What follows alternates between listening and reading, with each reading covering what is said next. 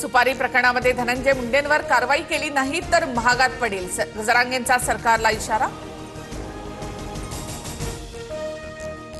उपमुख्यमंत्री अजित पवार आणि धनंजय मुंडे मुख्यमंत्र्यांना भेटले। अधिवेशनाच्या पहिल्याच दिवशी दादा मुंडे आणि फडणवीसांमध्ये भेट।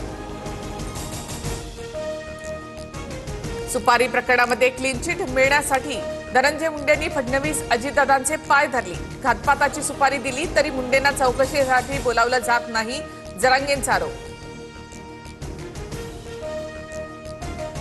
तर मी माझ्या मतदारसंघातील कामांसाठी मुख्यमंत्र्यांची भेट घेतली, धनंजय मुंडे यांचं स्पष्टीकरण।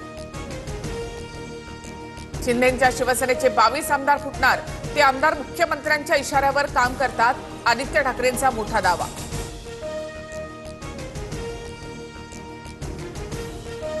शिंदेचे आमदार आमचेच, मग त्यांना भाजपमध्ये घेण्याचा अर्थ काय? शिंदेच्या शिवसेनेमधील नेत्यांच्या भाजप पक्षप्रवेशाबाबतच्या दाव्यांवर फडणवीसांचा पलटवार।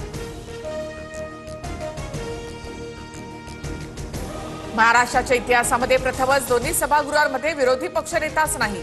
विरोधी पक्षातील एकाकडेही स्वतंत्रपणे आवश्यक संख्याबळ नसल्यामुळे पद रिक्त। राज्याचे मुख्यमंत्री आणि उपमुख्यमंत्री अज्ञानी, विरोधी पक्षनेतेपदासाठी 10% सदस्य संख्येची अट कुठेही नाही, भास्कर जाधव संतापले। आदित्य ठाकरेंचं नाव विरोधी पक्षनेतेपदासाठी येत असेल तर विशेष नाही, शंभूराज देसाईंचं वक्तव्य। तर अफवांवर विश्वास ठेवू नका, आदित्य ठाकरेंचं उत्तर।